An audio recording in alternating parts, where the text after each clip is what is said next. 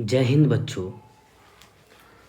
आप सभी का स्वागत है एकांत द परफेक्ट प्लेस पे।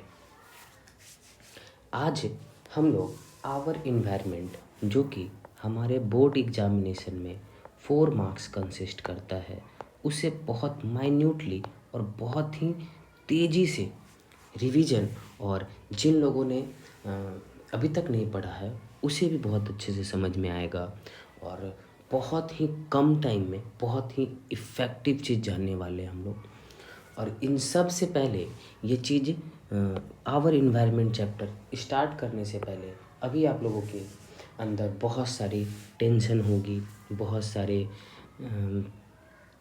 दिमाग में बातें आ रही होंगी कि कैसे प्रिपरेशन किया जाए, कैसे सब कुछ किया जाए। तो बस एक बात याद रखना, जिससे किसी को उम्मीद नहीं होती है ना, जिसे किसी को भी उम्मीद नहीं होती है, अक्सर वही लोग कमाल करते हैं। ठीक है? तो ठीक है, किसी को उम्मीद मत रहने दो, काम हम लोग खामोशी से करते हैं। तो आज का चैप्टर आवर इन्वायरमेंट 4 मार्क्स का हमारे बोर्ड एग्जामिनेशन में पूछा जाता है। बहुत ही इजी चैप्टर है और बहुत ही बेहतरीन चैप्टर है और नंबर दे के जाने वाला है। ठीक है? उसके बाद कॉन्सेप्ट डीलिंग में आज हम लोग प्रीवियस ईयर क्वेश्चन भी करेंगे। और अगर आपको ये मेरा अप्रोच अच्छा लगा तो आप कमेंट बॉक्स में चैप्टर का नाम ज़रूर बोलें, और उसका 1 शॉर्ट वीडियो 30 मिनट वीडियो मैं आपको बेहतरीन ढंग से प्रोवाइड कराने की कोशिश करूँगा। ठीक है? अब बिना देरी किए हुए हम लोग अपने टास्क पे आते हैं। और आज ये वीडियो जब ख़त्म होगा तो 2 काम है, एक काम आपका और एक काम मेरा। एक काम मेरा ये होगा कि मैं अपना सारा ज्ञान, सारा कॉन्सेप्ट आपके दिमाग में डाल के जाऊंगा, और आपका काम कि आप बस लाइक और एटलीस्ट एक आदमी को ज़रूर शेयर करें, क्योंकि उसे बहुत ज़रूरी होगी, क्योंकि आपको तो मिल चुका है, मे भी हो सकता है उसे ना मिला हो। तो स्टार्ट करते हैं हम लोग कि आवर इन्वायरमेंट जो है, all biological plant animal micro organism etc and the physical soil water air sunlight etc surrounded around us to create a environment. ठीक है? इन्वायरमेंट क्या होता है कि हमारे आसपास जो कुछ भी दिख रहा है, दैट इज कॉल्ड इन्वायरमेंट। हम लोग इन्वायरमेंट में ही रह रहे हैं, आइदर इट इज नेचुरल और आर्टिफिशियल थिंग्स। इसमें प्लांट भी आ जाते हैं, एनिमल भी आ जाते हैं, माइक्रो ऑर्गेनिज्म भी आ जाते हैं, माउंटेन्स आ जाते हैं, लेक आ जाते हैं, ओशंस आ जाते हैं, सीज आ जाते हैं, और सारा कुछ हमारे इन्वायरमेंट के अंदर ही आता है। इसलिए हमें ये पढ़ना भी ज़रूरी है, क्योंकि हम जहाँ रहते हैं वहाँ के बारे में जानना बहुत ज़रूरी है, और उसको कैसे हम लोग प्रोटेक्ट करें ये भी जानना बहुत ज़रूरी है। इसीलिए सीबीएसई का ये फेवरेट टॉपिक है। किसी भी चैप्टर से वो कम पूछ सकता है, बट आवर इन्वायरमेंट को वो बिल्कुल नहीं छोड़ेगा। ठीक है? तो ये चैप्टर स्टार्ट हमारा इकोसिस्टम से होता है। बहुत ही बेहतरीन चैप्टर है और एक ही वीडियो में आपके दिमाग में छप जाएगा। टेंशन लेने की बात नहीं है, एकांत में जाके आप बैठ जाएं, एक कॉपी पेन ले लें, बस मैं और आप और ये वीडियो बेहतरीन ढंग से हम लोग इस टॉपिक को बस 15 से 20 मिनट में, हार्डली 30 मिनट में ख़त्म करेंगे आज। ठीक है? Ecosystem, the interacting organism in an area together with an non-living constituent of the environment form an ecosystem। ठीक है? इकोसिस्टम में बहुत सारे थिंग्स आ जाते हैं। अगर इकोसिस्टम है तो living and non living things आ जाते हैं। ठीक है? तो इसी चीज़ को देखते हुए इकोसिस्टम को हम लोग डिवाइड करते हैं टाइप्स ऑफ इकोसिस्टम, जो कि 2 तरीके का होता है। एक होता है आर्टिफिशियल, ठीक है, और दूसरा होता है नेचुरल। ठीक है? यही चीज़ जो है हम लोग बचपन से पढ़ते आ रहे हैं, जो हमारा 2 और 3 क्लास में था, living and non living things. तो अब आप क्लास 10th में हैं, तो आपका अप्रोच भी थोड़ा ब्रॉड होना चाहिए, इसलिए एनसीईआरटी इसको थोड़ा ब्रॉड वे में आप लोगों को प्रोवाइड करता है। नेचुरल सिस्टम क्या होता है? नेचुरल सिस्टम जो है, इट एग्जिस्ट इन नेचर, नाम से ही लग रहा है, विदाउट एनी ह्यूमन इंटरफेरेंस। इसमें ह्यूमन का कोई भी इंटरफेरेंस नहीं हो सकता। जैसे हम लेक तो बना सकते हैं लेकिन कभी रिवर नहीं बना सकते, हम लोग गार्डन तो बना सकते हैं बट कभी फॉरेस्ट नहीं बना सकते, ठीक है। हम लोग आर्टिफिशियल रेनफॉल तो करवा सकते हैं बट वो उस टाइप का इफ़ेक्टिव फसल नहीं उगा सकते, ठीक है, उस रेन वाटर से। तो ये हमारा आ जाता है नेचुरल इकोसिस्टम। और दूसरा हमारा है दैट इज आर्टिफिशियल इकोसिस्टम, जो ऑब्वियसली आर्टिफिशियल है तो किस नाम से, मेड बाय ह्यूमन से होगा, ठीक है, अपने ऑन इंटरेस्ट पे। जैसे एक्वेरियम, अगर आप नदी में जाके मछली नहीं देख पा रहे हैं या ओशन में जाके आप नहीं देख पा रहे हैं तो अपने सुविधा के लिए हम लोग एक्वेरियम बनाते हैं, ठीक है, गार्डन बनाते हैं। जैसा मैंने बोला था कि गार्डन तो हम बना सकते हैं बट फॉरेस्ट नहीं बना सकते, ठीक है।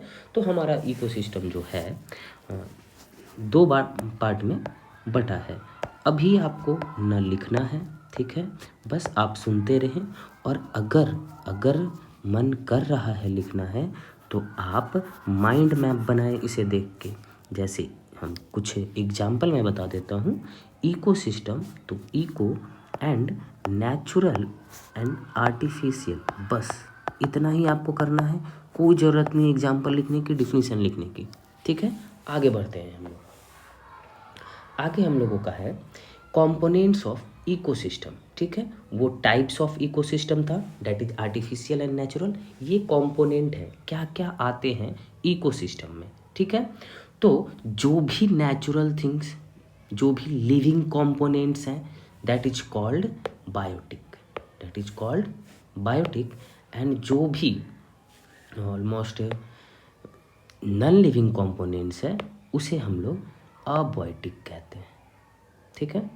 तो इस दोनों का डिफरेंस पूछा ही जाता है 2 मार्क्स वाले में। अगर पूछने का होगा तो ज़रूर पूछेगा 2 मार्क्स में, या तो इसको ऑब्जेक्टिव में पूछ देगा आप लोगों को। तो हम लोग थोड़ा इसको भी डील कर लेते हैं कि all the living organism of a certain area like plant, animal, humans, microbes are called biotic, ठीक है। जो भी लिविंग कंपोनेंट है उसे हम बायोटिक बोलेंगे। और जो भी नॉन लिविंग है, जैसे all climate factor like rain, humidity, temperature, inorganic substance like oxygen, nitrogen, etc., ये सब अबायोटिक में आते हैं। अगर अगर रफ स्केच अगर बनाया जाए तो अगर हम, ये मेरा इकोसिस्टम है, ये हमारा इकोसिस्टम है, तो बायोटिक एंड अबायोटिक इसके अंदर कंसिस्ट करेगा। मीन्स ये हमारा बायोटिक है और ये अबायोटिक। तो क्या बोल सकते हैं कि बायोटिक एंड अबायोटिक मिलके एक इकोसिस्टम फॉर्म करता है? यहाँ तक कोई प्रॉब्लम? ठीक है, अगर प्रॉब्लम होगी आप लोग कमेंट बॉक्स में कह सकते हैं कि सर इस टॉपिक को किसी वीडियो में डील कर देने को। यहाँ तक कोई प्रॉब्लम नहीं। जल्दी से हम लोग फिर आगे बढ़ते हैं। बायोटिक कंपोनेंट, अबायोटिक जो है, अबायोटिक आपको 11th में अभी डील नहीं करना, 11th एंड 12 उसके लिए है, आप लोग जा रहे हैं, बस कुछ ही दिन की बात है। अभी फ़िलहाल हम लोगों को बायोटिक कंपोनेंट पढ़ना है, जो कि हम लोग बचपन से पढ़ते आ रहे हैं, that is producer, consumer and decomposer. Producer जो प्रोड्यूस करने वाला है, जो प्रोड्यूस करने वाला है, प्रोड्यूस करने वाला एक ही चीज़ है, वो है प्लांट। कंज्यूमर जो कंज्यूम करता है, कंज्यूम हम लोग कहते हैं। डिकम्पोजर जो उस रेस्ट प्रोडक्ट, वेस्ट मटेरियल को क्या करता है, हमारे इन्वायरमेंट में फिर से रिसाइकलिंग का काम करता है, that is called decomposer. Consumer को फर्दर हम लोगों ने हर्बीवोरस, कार्निवोरस और ओमनीवोरस में बांटा है। हम लोग बचपन से ये पढ़ते आ रहे हैं, ठीक है। उसके बाद भी बहुत होते हैं, एस्केवेंजर होते हैं, ठीक है, और फर्दर आगे भी हम लोग पढ़ेंगे। तो ज़रा सा हम लोग जल्दी से जल्दी डील कर लेते हैं कि प्रोड्यूसर क्या होता है। तो मैंने पहले ही कह दिया है कि प्रोड्यूसर जो प्रोड्यूस करता है, और दुनिया में एक ही, हमारे पृथ्वी पे बस एक ही ऑर्गेनिज्म है या एक ही लिविंग थिंग्स है जो प्रोड्यूसर कहलाते हैं, डैट इज प्लांट। ठीक है, प्लांट हमारा प्रोड्यूसर कहलाता है। Organism which can prepare their own food from simple inorganic substance like carbon dioxide water by using sunlight energy in a presence of chlorophyll. ठीक है, जैसे ग्रीन प्लांट, फिर blue green अलगी। अच्छा याद रहे, रेड ग्रीन अलगी, ये ऐसा अलगी है जो अपना खाना नहीं बनाता। ठीक, क्वेश्चन आ सकता है, ब्लू ग्रीन अलगी अपना खाना बनाता है बट रेड ग्रीन अलगी अपना खाना नहीं बनाता है। तो ऑब्वियसली यहाँ पे यही बात हुई है कि कार्बन डाइऑक्साइड, हाइड्रोजन, ये मिलके सनलाइट के प्रेजेंस में क्या फॉर्म करता है,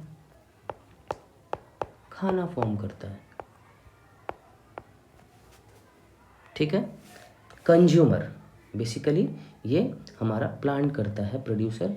अब आते हैं हम लोग कंज्यूमर। क्या होता है कंज्यूमर? तो those organism which consume food prepared by producer are called consumer. जो भी प्रोड्यूसर अपना खाना प्रोड्यूस करता है और उसको जो खाता है वो कहलाता है कंज्यूमर। जैसे प्लांट, इसको डियर कंज्यूम किया तो डियर कहलाएगा कंज्यूमर। अगर डियर को लायन कंज्यूम कर रहा है तो lion also called the consumer. ठीक है, तो ये अभी इस पे ध्यान नहीं देना है और ज़रा सा दूसरे मोड में चले गए हम लोग, आगे वाले पे चले गए। अभी बड़ा सिंपल वे में हम लोगों को चलना है, कोई परेशानी नहीं, यहाँ तक सब कुछ समझ में आ रहा है। जल्दी से हम लोग डील करते हुए चलते हैं। बचपन से हम लोग पढ़े हैं कि हर्बीवोरस क्या होता है। हर्बीवोरस, हर्ब है ना, हर्ब मतलब ही होता है प्लांट। ठीक है, जो प्लांट खाता हो डेट इज कॉल्ड हर्बीवोरस। अब हम लोगों को पता है गोट, शिप, और भी आप मेरे से बेहतर एग्जांपल आप दे सकते हैं। ठीक है, डेट इज कॉल्ड हर्बीवोरस। आजकल बड़ा ट्रेंड चला है कि मैं वेजिटेरियन हूँ। ठीक है, तो वो भी क्या कहलाएंगे, हर्बीवोरस कहलाएंगे। आज तो अभी तो ये भी ट्रेंड चला है कि मैं एगिटेरियन हूँ, मतलब बस एग खाता हूँ। तो पता नहीं क्या क्या ट्रेंड चल रहा है, हम लोगों को उस पर ध्यान नहीं देना है। हम लोगों को ये ध्यान देना है कि हर्बीवोरस मतलब प्लांट जो ऐसे एनिमल्स या ऑर्गेनिज्म जो प्लांट खाते हैं डेट इज कॉल्ड हर्बीवोरस। वही carnivorous, those animal which eat only other animal as food, दूसरे चीज जानवर को अपने भोजन के रूप में लेते हैं, उसे हम लोग क्या कहते हैं, कार्निवोरस। एग्जाम्पल आप बेहतरीन ढंग से जानते हैं, लायन, टाइगर। ठीक है, उसके बाद जब ओमनीवोरस की बात आती है तो यहाँ पे हम कह सकते हैं कि हर्बीवोरस, हम कह सकते हैं कि herbivorous plus carnivorous is equal to omnivorous. ठीक है, कोई दिक्कत? चलिए, those animal which eats both plant and animal is called omnivorous. जैसे मैन, आप और हम दोनों खाते हैं। अभी मैंने बोला एगिटेरियन हूँ, वेजिटेरियन हूँ, नॉन वेजिटेरियन हूँ। ठीक है, तो मैन होते हैं, डॉग होते हैं, और एग्जाम्पल अगर आपके दिमाग में आ रहा है तो बहुत अच्छा है, क्रो भी हो सकते हैं, और क्या हो सकते हैं, और आपको जो भी मन में आ रहा है। ठीक है, ये आप अपने दिमाग में डाल लें। याद रहे, ये सब चीज़ से क्वेश्चन नहीं पूछा जाएगा। आपको अभी समझ में आ रहा है, अच्छी बात है।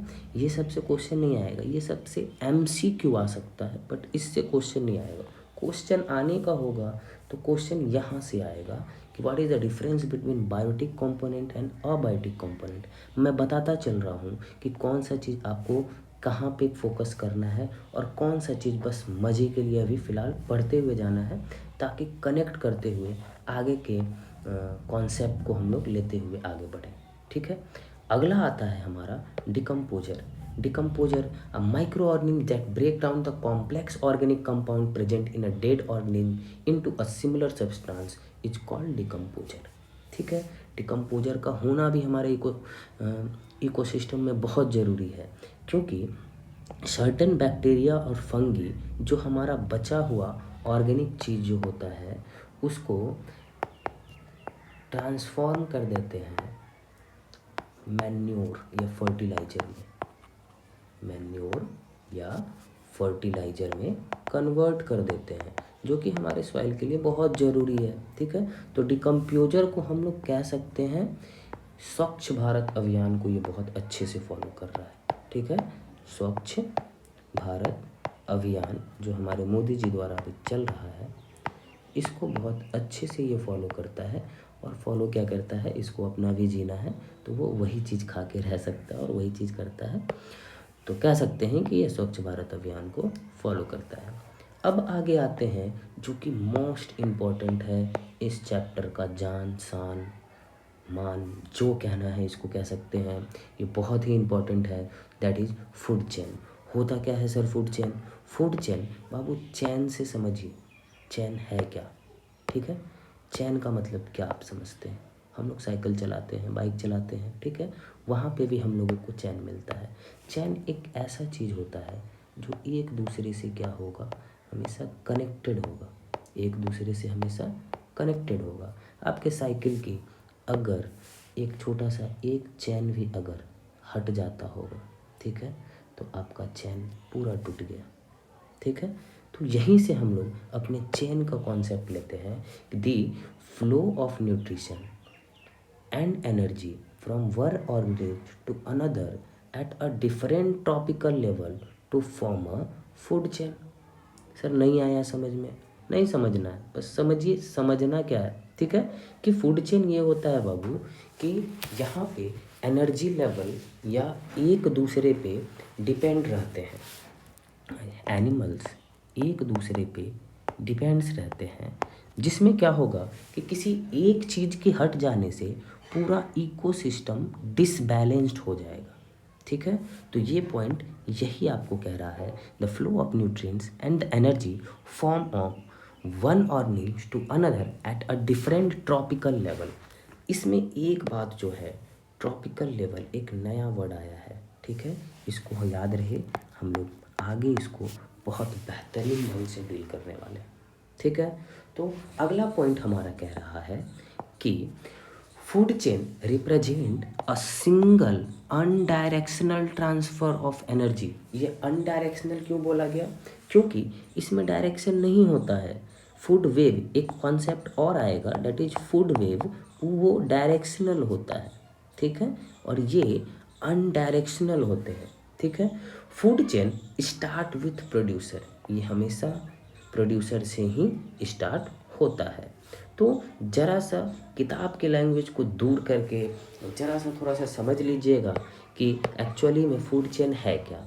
जैसे आपने ये ड्राइंग मेरी बहुत बहुत ही वीक है ड्राइंग, तो आप ये मैं प्लांट लिख दूँ तो आप समझ जाइएगा प्लांट, आज मैं कुछ भी बनाऊँ मैं प्लांट लिख दूँ तो आप समझ जाइएगा कि ये प्लांट है। ठीक है, बस हमें कॉन्सेप्ट से मतलब है। ये अगर प्लांट है तो प्लांट को अगर खाने वाले डियर हैं तो डियर को भी खाने वाले लायन होंगे। ठीक है, और लायन को कोई खाता नहीं है, बट ये चैन आगे बढ़ता जाएगा। जिस तरीके से अगर प्लांट है तो इसको खाने वाला ग्रास हॉपर होगा, ग्रास हॉपर जो ग्रास खाता है, ग्रास हॉपर को खाने वाला हमारा क्या होगा, फ्रॉग होगा। ठीक है, फ्रॉग को खाने वाला हमारा स्नेक होगा, और स्नेक को खाने वाला हमारा पिकॉक होगा, और पिकॉक को खाने वाले और भी बहुत चीज़ वोल्फ वगैरह कोई भी आ सकते हैं। ठीक है, तो this is our food chain, ये हमारा एक फूड चेन बन गया है। ठीक है, मैंने पहले भी कहा था कि फूड चेन में से अगर आप किसी भी फूड चेन में से अगर किसी भी चीज़ को अगर आप हटा देते हैं, जैसे स्नेक अगर गायब हो गया तो पूरा जो ये है हमारा फूड चेन डिस्ट्रॉय हो जाएगी। ठीक है, क्यों डिस्ट्रॉय हो जाएगा?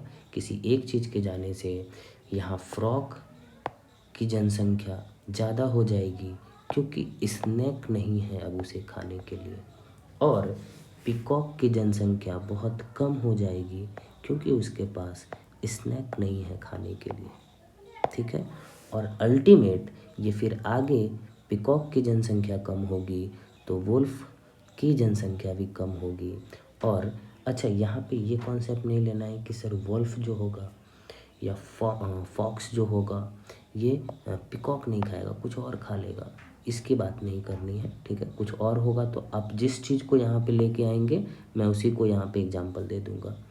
तो अब ये फ्रॉग भी क्या हो गया, फ्रॉग का भी जनसंख्या बढ़ा, पॉपुलेशन फ्रॉग का बढ़ा, ठीक है। और किसी भी चीज़ का हमेशा याद रखिए एज ए साइंस स्टूडेंट, कोई भी चीज़, ठीक है, अपने प्रोज एंड कॉन्स के साथ आती है, ठीक है। हमेशा ध्यान रखें कि हर एक चीज़ में प्रोज एंड कॉन्स हैं। आप अभी जो कर रहे हैं सब कुछ में प्रोज एंड कॉन्स है, डिपेंड करता है कि आपको कौन सा फ़िलहाल अभी कौन सा आपके लिए प्रोज है और आपके लिए कौन सा अभी कॉन्स है। तो हमारा फूड चेन अभी यहाँ ख़त्म हुआ। और ये हल्का सा आप समझ जाइए, यहाँ पे एक बेहतरीन फिगर के साथ हम लोग अभी इसको थोड़ा सा डील कर लेते हैं कि हमारा जो प्लांट है, ये जो हमारा प्लांट है ये प्रोड्यूसर कहलाता है, जो कि हम लोग पढ़ चुके हैं, ठीक है। ग्रास हॉपर अभी जस्ट मैंने बोला था वो हर्बीवोरस है, फ्रॉग कार्निवोरस है, और फ्रॉग को खाएगा ईगल, डैट इज ये ये भी होगा कार्निवोरस ही, लेकिन इसका स्टेज आ जाएगा। समझो, दोबारा समझो कि ये फ्रॉग भी कार्निवोरस है, ठीक है, ईगल भी कार्निवोरस है, बट यहाँ पे इस दोनों का लेवल अब हम लोग डाल दिया करेंगे कि लेवल 1 पे कौन है और लेवल 2 पे कौन है, ठीक है। अभी बहुत अच्छे से हम लोग पिरामिड इसका बनाएंगे, टेंशन नहीं लेना है। एक फ़ोटो बढ़िया सा देख के आप खुश हो जाएं कि ये हमारा यहाँ से सन है जो हम लोगों को खाना बनाने में बहुत मदद करता है, ठीक है। ये ना हो तो बड़ा दिक्कत होगी। अच्छा, एक एग्जीबिशन में क्वेश्चन था कि अगर सन राइज नहीं हुआ तो क्या प्रॉब्लम होगा। तो सबसे मेजर प्रॉब्लम कहा गया कि लाइट नहीं होगी, और लाइट नहीं होगी तो फिर हम देख नहीं पाएंगे और बड़ा दिक्कत होगा, रात ही रहेगी हमेशा, ठीक है। ये सब सेकेंडरी चीज़ है। अगर सन नहीं हुआ तो हम लोग खा नहीं पाएंगे कुछ। हमारा प्रोड्यूसर जो है, हमारा प्रोड्यूसर जो है वो ही ख़त्म हो जाएगा। और मैंने फिर से कहा था, मैं फिर से बोल रहा हूँ, अगर हमारे फूड चेन में कोई एक भी चीज़ गायब हुआ तो पूरा सिस्टम डिसबैलेंस हो जाएगा, ठीक है। तो इसको ध्यान में रखते हुए ये बहुत ही अच्छा फ़ोटो, यहाँ पे इसको ख़राब नहीं करना चाहिए, हाँ। तो इस प्लांट को एक कैटरपिलर ने खाया और उस कैटरपिलर को फ्रॉग ने खाया, और फ्रॉग को अब स्नैक ने, और स्नैक को ये ईगल भाई साहब खाएंगे, ठीक है। तो the food chain show how the energy moves from plant to animal, कैसे एनर्जी यहाँ से यहाँ ट्रांसफ़र हुआ, प्लांट से कैटरपिलर में, कैटरपिलर से फ्रॉग में, फ्रॉग से स्नैक्स में, स्नैक्स से ईगल में, ठीक है। तो ये हमारा फूड चेन बताता है, ठीक। तो जब हमारा फूड चेन ये हो गया तो अब हमारा अगला टॉपिक आ जाता है फूड वेब। जितना ज़रूरी फूड चेन है उतना ही ज़रूरी ये फूड वेब है, ठीक है। तो फूड वेब क्या है, अब जैसे फूड चेन का एग्जांपल मैंने आपको बताया था, उसी तरीके से अगर फूड वेब की बात करें तो वेब मतलब ही होता है जाल, ठीक है, जाल। और जैसे बचपन से हम लोग सुनते आए हैं web shooter, what is web shooter, जो लोग पबजी खेलते होंगे जानते होंगे, ठीक है, या पबजी नहीं भी खेलते होंगे, जो मार्वल्स डीसी के फ़ैन होंगे वो सब लोग जानते होंगे कि स्पाइडरमैन कौन है और वो किस तरीके से वेब करता है। तो the several interaction from food chain form a food web, ठीक है। बहुत सारे, इसका मतलब यही हुआ कि बहुत सारे फूड चेन मिलके एक फूड वेब का फॉर्मेशन करते हैं, ठीक है। A single food chain does not naturally occur in an ecosystem, ठीक है। कभी भी एक सिंगल फूड चेन नहीं होता है। जैसे यहाँ पे मैंने जो आपको जस्ट कहा था कि अगर स्नैक गायब हो गया तो पिकॉक भी गायब होगा, उस मात्रा में नहीं गायब होगा बट गायब होगा। पिकॉक हो सकता है उसके लिए अल्टरनेट ऑप्शन कुछ और हो जाए खाने का, ठीक है, लेकिन कम तो होगा, लेकिन ये डायरेक्ट इफ़ेक्ट नहीं करता है। लेकिन फूड वेव डायरेक्ट इफ़ेक्ट करेगा, वो हम लोग आगे के जो भी एग्जाम्पल पढ़ेंगे उस पे हम लोग देख लेते हैं कि किस तरीके से वो डायरेक्ट इफ़ेक्ट करता है। तो अगर बात करें फूड वेव की, तो एक फ़ोटो जो है, आप बेहतरीन ढंग का फ़ोटो है, आप उसको अच्छे से समझें।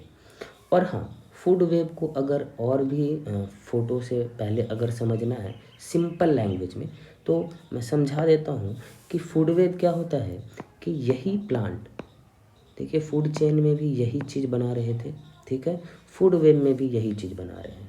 फूड वेब में क्या है कि इसका ये डायरेक्शनल हो जाएंगे, जैसे प्लांट को रैबिट भी खाता है, ठीक है, प्लांट को ग्रास हॉपर भी खाता है, प्लांट को ग्रास हॉपर भी खाता है, और प्लांट को डियर भी खाते हैं, ठीक है, रैबिट को फॉक्स भी खाता है, ग्रास हॉपर को फ्रॉग भी खाता है, और फ्रॉग को स्नैक खाते हैं, ठीक है, स्नैक को ईगल खाते हैं, ठीक है, और डियर को लायन में भी हो सकता है फिर फॉक्स खाएं, ठीक।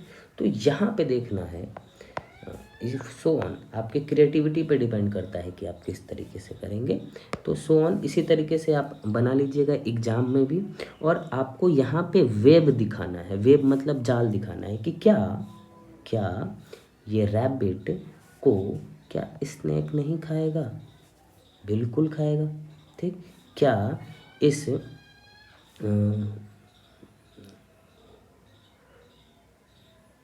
फॉक्स को एग्जाम्पल दे सकते हैं, और मुझे एग्जाम्पल देना चाहिए था लायन वगैरह, ठीक है, मैं लिख ही देता हूँ, लायन लिख ही देता हूँ, लास्ट में अल्टीमेट हमारा जंगल का राजा है, तो लायन लिख ही देता हूँ, तो ठीक रहेगा एग्जाम्पल समझने में। ये जो है, क्या स्नैक रैबिट को नहीं खाएगा, क्या लायन डियर को नहीं खाएगा, क्या लायन फॉक्स को नहीं खाएगा, क्या लायन इस फॉक्स को नहीं खाएगा, क्या ईगल फ्रॉग को नहीं खाएगा, ठीक है। तो ये जो हमारा वेव टाइप स्ट्रक्चर बना, that is called food web, ठीक है, सिंपल कॉन्सेप्ट है।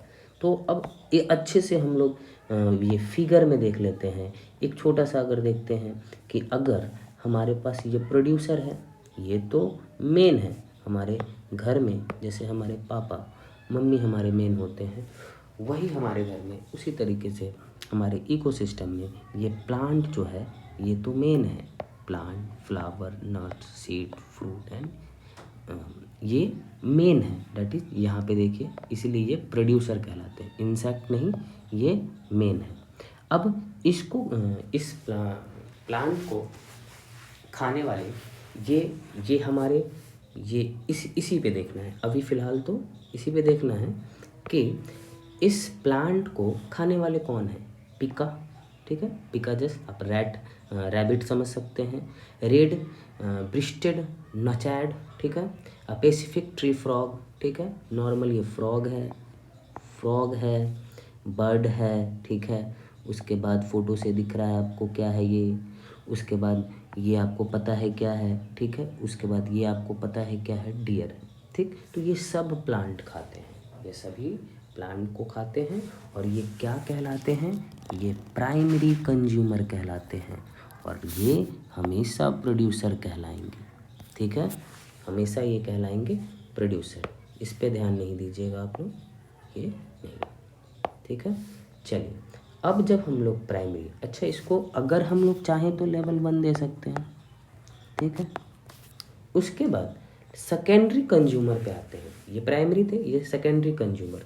तो डियर को सेकेंडरी कंज्यूमर में हमारे आ गए रैंगून्स, ठीक है, रैंगून्स आप समझते होंगे। उसके बाद छिपकली आ गई, फिर उसके बाद क्रो आ गया, उसके बाद पाइन मार्टिन आ गया, ठीक, ये सब आ गया हमारा सेकेंडरी कंज्यूमर, ठीक है।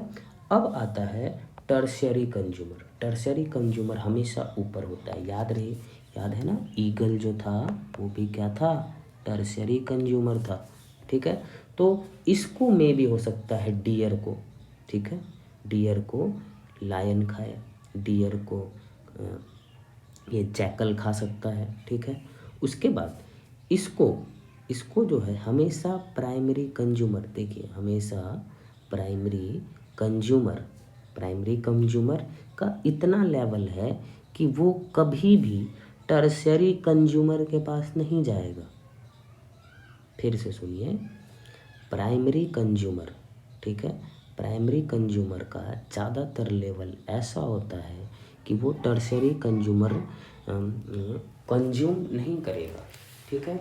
वो प्राइमरी कंज्यूमर जो होते हैं उसको सेकेंडरी कंज्यूमर को पहले फेस करना पड़ता है, फिर उसके बाद टर्शियरी होता है। जैसे आप देख रहे हैं कि हमारा डियर जो है, ठीक है, वो लायन के द्वारा खाया जा रहा है या जैकल के द्वारा खाया जा रहा है, बट कभी भी फ्रॉग जो है, ठीक, फ्रॉग को आप कभी भी टर्शियरी कंज्यूमर के साथ, जो कि फ्रॉग हमारा प्राइमरी कंज्यूमर है, उसको टर्शियरी मतलब 3 होता है, लेवल 2, लेवल 3, कभी भी लेवल 3 के साथ आप ना भेजें। बस डियर जो है एक एक्सेप्शन है, ठीक है।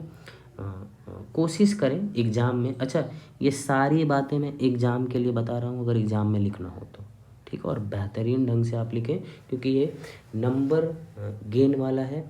आपको केमिकल इक्वेशन, आपको एसिड बेस साल्ट, आपको या फिर बायोलॉजी में भी हेरिडिटी, सारे चैप्टर जो हैं उसमें आपको सोचना पड़ेगा, बट यही एक थ्योरी सेक्शन है जहाँ आप कुछ बना के नंबर चुरा सकते हैं। तो बेहतर ढंग से आप एनसीईआरटी में भी ये दिया हुआ है, एक अच्छे ढंग से देख लें। बेसिकली मैंने मेन बात जो है मैंने यहाँ पे कह दिया है कि फूड वेव किस तरीके से काम करता है, ठीक है। और अभी यहाँ तक अगर आपका कॉन्सेप्ट क्लियर है तो अभी वीडियो को पॉज करें, अभी जस्ट वीडियो को पॉज करें और एक क्वेश्चन आप लिखें कि what is differentiate between food web and food chain, ठीक है। और अपने अकॉर्डिंग अपने ओन आंसर में ये बना के देखें, अच्छे से एग्जाम्पल दे के देखें और देखें कि हाँ बन रहा है तो बहुत अच्छा है, क्योंकि ये दोनों के अलावा और कोई क्वेश्चन इसमें नहीं होता है। बस इसी का थोड़ा सा वास्ट वे पूछ देगा, कभी जो है थोड़ा घुमा के पूछ देता है, ठीक है, तो उसमें प्रॉब्लम नहीं है, आराम से हम लोग फिर आगे देखते हैं। अब मैंने पीछे बोला था कि ट्रॉपिक लेवल पढ़ना है, ठीक है, हम लोगों को लेवल पढ़ना है। हालांकि लेवल तो हम लोग अभी पढ़ ही रहे थे, लेवल 1, 2 और 3। अब जो है पिरामिड के फॉर्म में हम लोग ज़रा सा इस ट्रॉपिकल लेवल को देख लेते हैं। तो अब हम लोग बहुत ही लास्ट करने वाले हैं इस चैप्टर को, और किस तरीके से ख़त्म हो रहा है, मज़ा आ रहा होगा आप लोगों को ये वो करने में।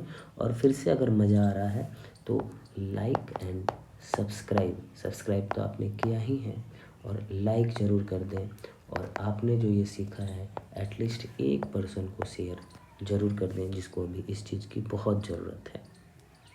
तो ट्रॉपिकल लेवल पे अगर आते हैं तो the various step in a food chain eight which a transfer of food, यहाँ पे भी ट्रांसफ़र ऑफ फूड ही हो रहा है, और energy take place are called tropical level.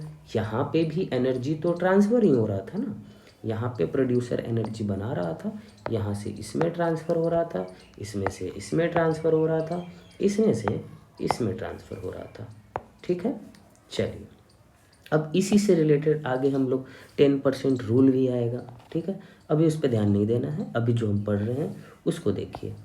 तो हम देख रहे हैं कि प्लांट जो है प्रोड्यूसर कहलाता है, इंसेक्ट जो कि प्रोड्यूसर कहलाता है, ठीक है, और कंज्यूमर दोनों कहलाता है। अच्छा, क्यों ऐसा कहा गया कि प्लांट प्रोड्यूसर और कंज्यूमर दोनों, सॉरी इंसेक्ट जो है प्रोड्यूसर और कंज्यूमर दोनों कहला रहा है? क्योंकि इंसेक्ट जो होते हैं वो भी कुछ ना कुछ बनाते हैं, दिमाग में जल्दी से क्लिक कीजिए, क्या बनाते हैं वो, झट से दिमाग में आ जाना चाहिए, कभी ना कभी ज़रूर काटा होगा, ठीक है। तो इंसेक्ट बनाते भी हैं कभी कभी और कंज्यूम भी करते हैं, इसीलिए यहाँ पे प्रोड्यूसर और कंज्यूमर किया गया है। और इसको हम लोग लेवल के अनुसार देख लीजिए, बांट चुके हैं, level 1, level 2, level 3 and level 4, ठीक है। याद कीजिए, हम लोग 4th tropical level eagle, lion, tiger रखे थे। 3rd ट्रॉपिकल लेवल में हम लोग किसको रखे थे? डियर को रखे थे। बटरफ्लाई को रखे थे और किसको रखे थे, स्क्वायरल को रखे थे। ठीक, तो ये हमारा थर्ड ट्रॉपिकल लेवल। इससे ऑब्जेक्टिव भरपूर पूछा जाएगा बाबू कि which of the following is third, which of the following are in third tropical level, और आपको दे दिया जाएगा 4 ऑप्शन कि इसमें से आपको टिक लगाना है। ठीक है, तो और सेकेंड ट्रॉपिकल लेवल में हम सभी को पता है कि इंसेक्ट होते हैं और कैटरपिलर होते हैं। उसके बाद अच्छा, अभी तक आपके दिमाग में आ गया होगा जो मैंने बोला कि इंसेक्ट प्रोड्यूसर किसे कहते हैं, तो बी, जो हनी बी बनाते हैं, जो हमारा हनी बनता है, ठीक है, वो भी किसके द्वारा प्रोड्यूस किया जाता है, इंसेक्ट के द्वारा प्रोड्यूस किया जाता है। ठीक है, तो अब हम लोग आगे बढ़ते हैं। अब हमारा सबसे इम्पोर्टेंट चीज़, 2 चीज़ अब इम्पोर्टेंट है बस, उसके बाद चैप्टर फिनिश, उसमें दिमाग ही नहीं लगाना। पहला चीज़ बाबू ट्रॉपिकल लेवल हम लोग देख लेंगे, और अभी हम लोग ट्रॉपिकल लेवल देख चुके हैं, ये आपके सामने ये ट्रॉपिकल लेवल है। उसके बाद हम लोग 10% लॉ देख के इस चीज़ को ख़त्म करेंगे। तो they are generally a greater number of individual at the lower tropical level of the ecosystem, the greatest number is of producer. ठीक है, प्रोड्यूसर का जो नंबर होता है, ठीक है, प्रोड्यूसर जो होते हैं सबसे ज़्यादा होते हैं। ठीक है, कहा जाता है मारने वाले से बड़ा बचाने वाला होता है। तो साइंस भी ज़रा इस सबको फॉलो करती है। तो एक बार फिर से ये लाइन पढ़िएगा, they are generally a great number of individual at a low tropical level of ecosystem. जितना नीचे होगा ना, जितना ट्रॉपिकल लेवल पिरामिड के नीचे होगा ना, उतना नंबर ज़्यादा होगा, number of species, number of species उतना ज़्यादा होगा। ठीक है, और जैसे जैसे ऊपर जा रहे हैं number of sorry number of species वैसे ही घटते चले जाएंगे। ठीक है, चलिए, तो दूसरा पॉइंट हमारा ये कह रहा है the energy transfer is never 100%। Energy transfer क्या होता है, अभी जस्ट हम लोग पढ़ने वाले हैं। एनर्जी ट्रांसफ़र हमेशा जूल में होता है। याद कीजिए, हम लोग पढ़े हैं इलेक्ट्रिसिटी में हम लोग एनर्जी जो कंज्यूम करते थे वो जूल में कंज्यूम करते थे। Thus the each successive tropical level receive lesser energy and than a previous resulting in a pyramid shape. ठीक, इस दोनों लाइन का मतलब यही हुआ। पहला लाइन ये कह रहा है, जो कि बहुत इंपॉर्टेंट है, आपको जानना भी चाहिए। पहला लाइन ये कह रहा है कि हमारा जैसे जैसे ट्रॉपिकल लेवल ऊपर होगा, नंबर ऑफ स्पीसीज डिक्रीज करेंगे, number of weight, number of species decrease करेंगे। ठीक है, और हमारा एक चीज और डिक्रीज होगा, डेट इज एनर्जी लेवल। लेकिन डिक्रीज कहाँ से होगा, ऊपर से नीचे। तो हम कह सकते हैं कि जैसे जैसे हम ऊपर जाएंगे, हमारा नंबर ऑफ स्पीसीज इसीलिए कम हो रहा है क्योंकि हमारा एनर्जी कम होते जा रहा है। हमारा एनर्जी ऊपर जाते जाते कम होते जा रहा है। इसको हम लोग 10% लॉ में अभी जस्ट पढ़ने वाले हैं। ठीक है, और बहुत अच्छे से पढ़ेंगे, घबराना नहीं है। इसमें बस यही करना है कि जैसे ही कोई भी पिरामिड, ठीक है, कोई भी पिरामिड में जो ट्रॉपिकल लेवल का होगा, उसमें नंबर ऑफ स्पीसीज ऊपर जाते जाते घटने लगते हैं, और एनर्जी लेवल भी हमारा डिस्ट्रीब्यूशन एनर्जी का लेवल का वो भी घटने लगता है।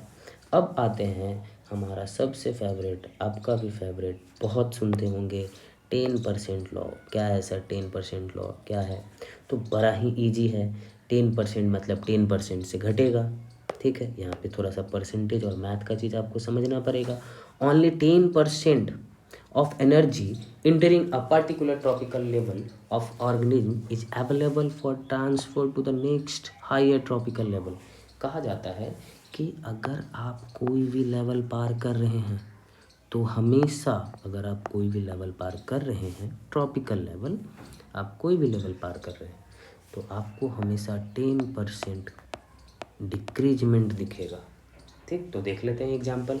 अगर सन, हमारे पास सन है और सन से हम 10 जूल प्लांट कंटेन किया, दैट इज एनर्जी। ठीक है, तो प्लांट को खाने वाला तो डियर है। अब प्लांट को खाने वाला तो डियर है, डियर को खाने वाला लायन है। तो डियर के पास उस 100% का 10% जाएगा, तो इसके पास एनर्जी 10 जूल होगी। ठीक, फिर उस डियर को लायन खाएगा, उस डियर को लायन खाएगा, तो उस 10% को, उस 10 जूल को फिर 10% का डिक्रीजमेंट दिखेगा, तो लायन के पास 1 जूल क्या हुआ, एनर्जी मिला। ठीक है, फिर से समझ लीजिए, 10% लॉ यही कहता है कि हर एक स्टेज में 10% का क्या होगा, लॉस होगा। ठीक है, तो इसीलिए अब आप अभी जस्ट अभी सोच के बताइए कि अगर बॉडी बिल्डिंग, अगर जिम अगर आप करते हैं, तो आप वेजिटेरियन होंगे तो फ़ायदा है या नॉन वेजिटेरियन होंगे तो फ़ायदा है। ठीक है, अभी हम लोगों का मिथ होता था, सभी लोग कहते थे बॉडी वगैरह सब, अगर एथलीट हो, एक एथलीट एक प्लेयर हो तो नॉन वेज ज़्यादा खाओ। ठीक है, अब आप यहाँ से एक्सप्लेन प्रूव कर सकते हैं कि नॉन वेज में कम एनर्जी है एज कंपेयर टू प्लांट। तो इसको ख़त्म करते हुए अब एनर्जी पिरामिड, अब वही चीज़ है एनर्जी पिरामिड। इसको जो है हम लोग थोड़ा सा अभी तक जितना पढ़े हैं उसको एक कंसाइज वे में रखते हुए आप लोग को बताते हैं कि ये जो सन है हमारा, इससे एनर्जी हम लोग को किस किस लेवल पे प्रोवाइड किया गया है। हम लोगों को पता है कि प्राइमरी प्रोड्यूसर हम लोग इसको बोले हैं। ठीक है, जो प्लांट है उसको हम लोग प्राइमरी प्रोड्यूसर बोले हैं। एक्चुअली इसको प्रोड्यूसर भी बोल सकते हैं, प्राइमरी की तो बात ही नहीं, प्रोड्यूसर में बस वही प्लांट आएंगे। बट हम लोग साथ में एल्गी को रखे हैं, साथ में इंसेक्ट को रखे हैं कि कोई कोई इंसेक्ट और एल्गी भी प्रोड्यूस करते हैं। ठीक है, और algae is also a plant. उसके बाद प्राइमरी कंज्यूमर में जो इस प्रोड्यूसर को डायरेक्टली कंज्यूम करता है, मतलब जो घास पत्ता डायरेक्टली खाता है उसको प्राइमरी कंज्यूमर कहते हैं। प्राइमरी मतलब आप फर्स्ट भी कह सकते हैं, फर्स्ट कंज्यूमर। जो प्राइमरी कंज्यूमर को खाता है उसको सेकंड कंज्यूमर कहा जाता है, और जो सेकंड कंज्यूमर को खाता हो उसको थर्ड कंज्यूमर कहा जाता है। एनर्जी लेवल वही याद रखिएगा, एनर्जी लेवल यहाँ 100 है तो ऐसे ही यहाँ पे घटते चला जाएगा, उसी तरीके से 0.001। ठीक है, और डिकम्पोजर क्या है? ठीक, डिकम्पोजर एक पिरामिड के अंतर्गत तो नहीं आता, बट इसको साथ में लेके पैरेलली हम लोग रखते हैं, क्योंकि ये हमारा, फिर से बोले, ये एक अलग स्वैग में है। ये स्वच्छ भारत अभियान बहुत पहले से चलाया हुआ है। ठीक है, तो अब आता है कुछ कुछ टर्म हैं जो आपके 2 मार्क्स में पूछ लिए जाएंगे और आपको लगेगा कि अरे पढ़े तो नहीं ये चीज़, जो कि पूरा एनसीईआरटी के आपके लास्ट में आपको मिलेगा। That is bioaccumulation. क्या होता है बायो एक्यूमुलेशन? तो bioaccumulation refer to the accumulation of a toxic chemicals in a tissue of a particular organism. ठीक है, क्या होता है कि हमारे कोई भी एनिमल, ठीक है, उसके अंदर जो टॉक्सिक केमिकल्स होते हैं, ठीक है, उसके टिश्यू में जो टॉक्सिक हैं वो होते हैं। अब उसके बारे में कहा जा रहा है कि जहर के फैलने का रेट कैसा है। रेट रेट मतलब किस गति से फैलता है। ठीक है, it occur as a single organism over lifetime. ठीक है, बायो एक्यूमुलेशन मतलब कि जहर जो है, जैसे जैसे एक बहुत बढ़िया एग्जांपल जो है कि हम लोग स्नैक है, ठीक है, और स्नैक को भी खाता है ईगल। तो स्नैक को जो ईगल खाता है तो इसका पॉइजन जो होता है उतने ही रेट से कम जाता है इस पे, मतलब डीनेचर्ड होता है, इसका कोई उस पर इफ़ेक्ट नहीं पड़ता है। उसी प्रोसेस को हम लोग बायो एक्यूमुलेशन कहते हैं। ठीक है, bioaccumulation refer to the accumulation of toxic chemical in a tissue of a particular organism. It occurs in a single organism over lifetime. दूसरा आ जाता है biomagnification. Biomagnification refer to the increase in concentration of harmful chemical substance in a body of living organism at each tropical level of a food chain. It expand over different tropical level. ये हमारा tropical level wise आगे इसका poison भी आगे फैलता जाता है। ठीक है, और ये दोनों आप अच्छे से एक इस दोनों का डिफरेंशिएट भी कर लीजिएगा कि बायो मैग्निफिकेशन क्या होता है और बायो एक्यूमुलेशन क्या होता है। ठीक है, इसमें आपको ये ट्रॉपिकल लेवल वाइज ऊपर नहीं जाएंगे और इसको आपको पॉइजन जो है ट्रॉपिकल लेवल वाइज ऊपर उसी तरीके जैसे एनर्जी ट्रांसफ़र होता है उसी तरीके से आगे बढ़ता चला जाएगा। ठीक है, अब जो है हमारा एनर्जी पिरामिड हो गया। आई होप कि आप लोगों को समझ में आ रहा होगा। उसके बाद organism at higher tropical level have higher concentration of such chemicals. ठीक है, जितने ऊपर होंगे टॉक्सिसिटी उतनी ज़्यादा होगी। जैसे अगर मानो कि प्लांट में जहर हुआ, ठीक है, देखो कैसे एनर्जी का खेल देखो और पॉइजन का खेल देखो। एनर्जी और पॉइजन। पॉइजन के बाद एनर्जी कहता है कि सुनो, जो सबसे ज़्यादा ऊपर होगा ना उसको हम उतना कम मिलेंगे। तो वही बात पॉइजन के साथ भी होनी चाहिए थी कि जो जितना ऊपर रहेगा उसको कम पॉइजन मिलेगा। तो फिर कहा गया कि नहीं, प्लांट तो हमारा भगवान है क्योंकि वो प्रोड्यूसर है, उसको तो बुरा नहीं लगना चाहिए। ठीक, उसके साथ गद्दारी नहीं कर सकते हैं। तो पॉइजन जो होता है सबसे ऊपर वाले में, जैसे पॉइजन यहाँ से यहाँ जाएगा, जिस तरीके से एनर्जी बढ़ रहा था, तो पॉइजन जब सबसे ऊपर वाले ट्रॉपिकल लेवल पे जो होगा वहाँ सबसे हाईएस्ट होगा। मतलब अगर 2 ml पॉइजन अगर प्लांट के पास है तो वो यहाँ पे अगर लायन है उस पिरामिड में तो उसके पास 20 ml पॉइजन चला जाएगा।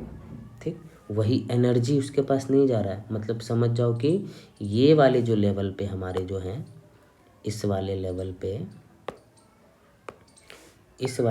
पे जो टर्शरी हैं हमारे, ठीक है, उनके साथ मोए मोए हो रहा है।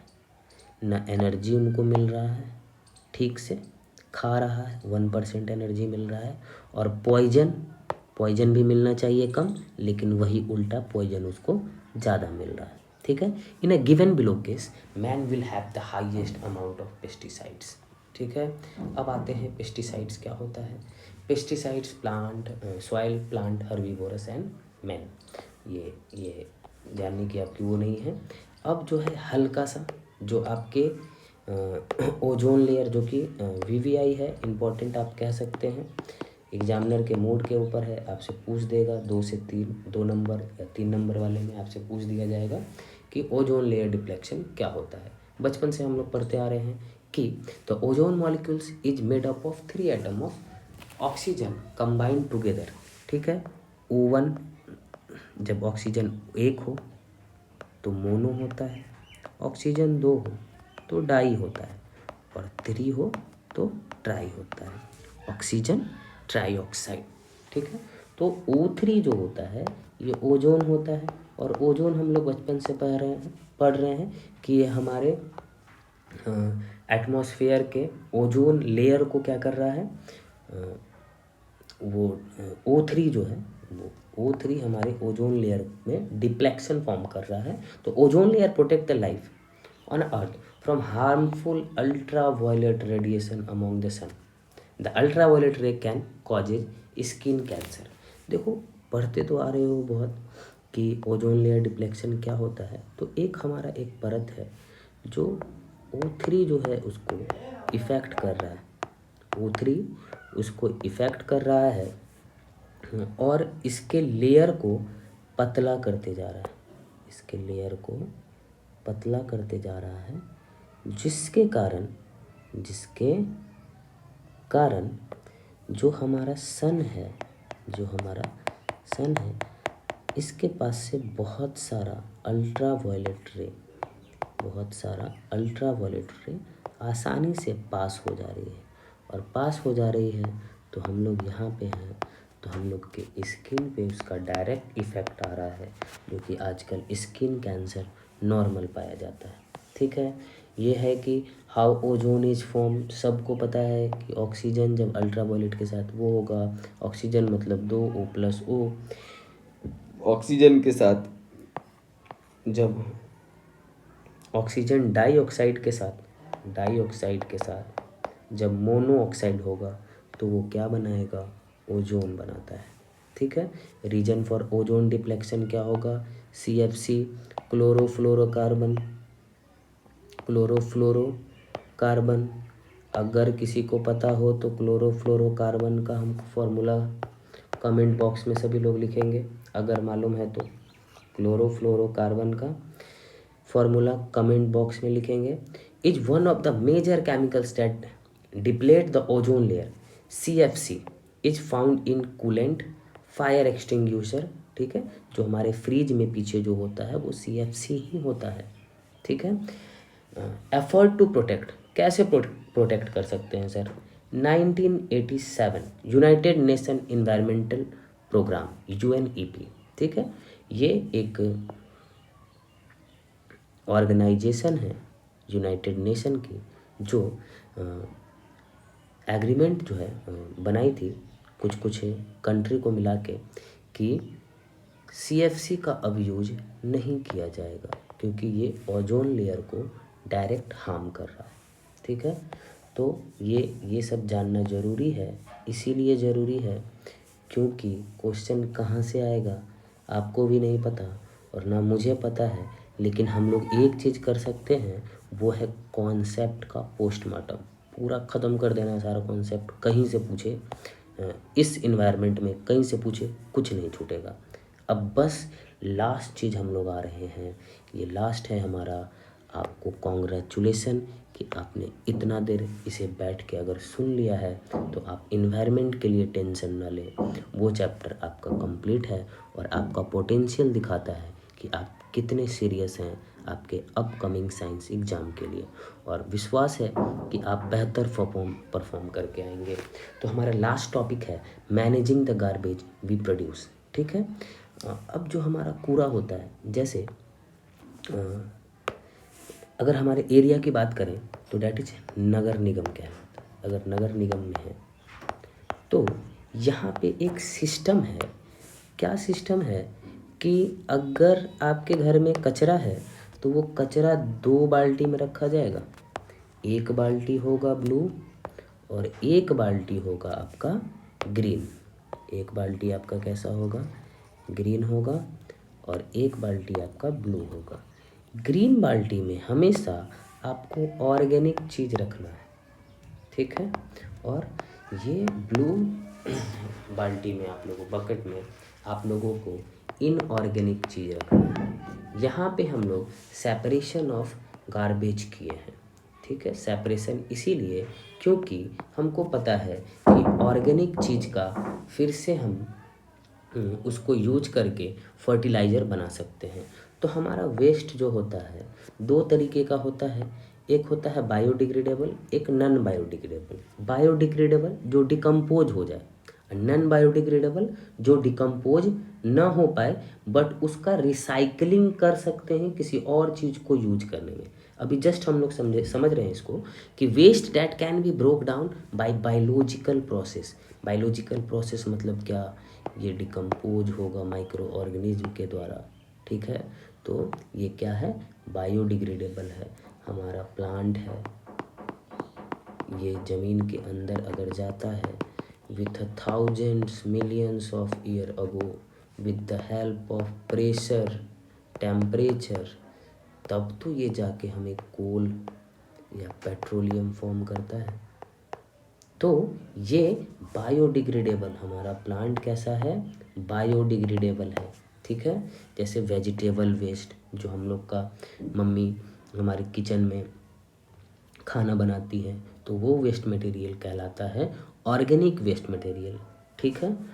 कुल्हड़ जो आजकल चाय पी रहे हैं, बहुत अच्छा इनिशिएटिव है कुल्हड़ में चाय पीना, आप लोग भी प्रीफर करें हमेशा कुल्हड़ में चाय पीने का, ठीक है। उसके बाद नॉन बायोडिग्रेडेबल क्या होता है कि waste that can not be broken down by a biological process, biological process से नहीं यूज कर सकते हैं उसको, डिकम्पोज तो नहीं कर सकते बट उसको किसी और चीज़ में यूज किया जा सकता है। जैसे पॉलीथीन बैग, इसका आंसर सभी कोई जो है ढंग से क्लियर नहीं कर पाते हैं। एक एग्जांपल दे रहा हूँ, आप उसको समझिएगा कि बहुत सारे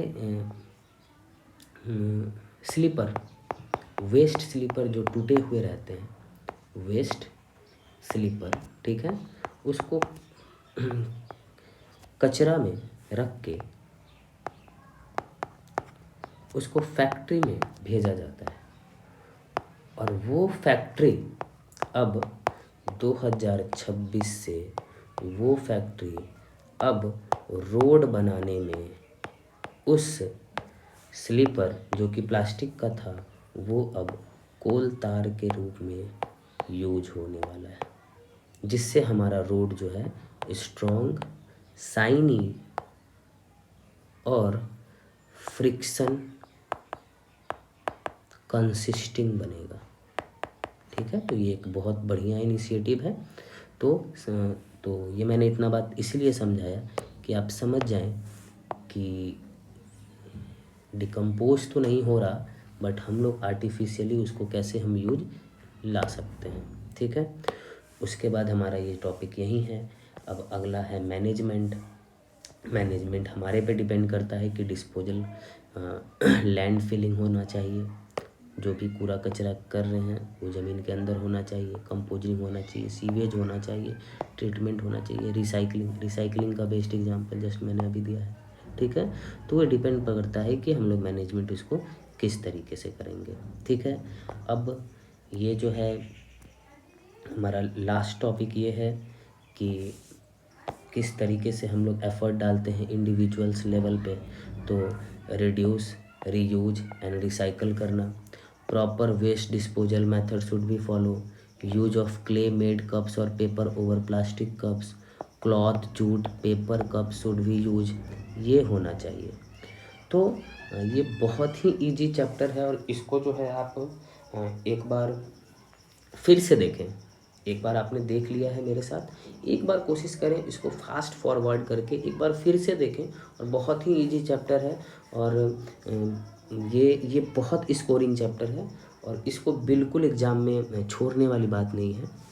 और इसी के साथ मैं विदा लेना चाहूँगा, फिर किसी अगले वीडियो में और फिर नए अंदाज में हम लोग फिर मिलते हैं।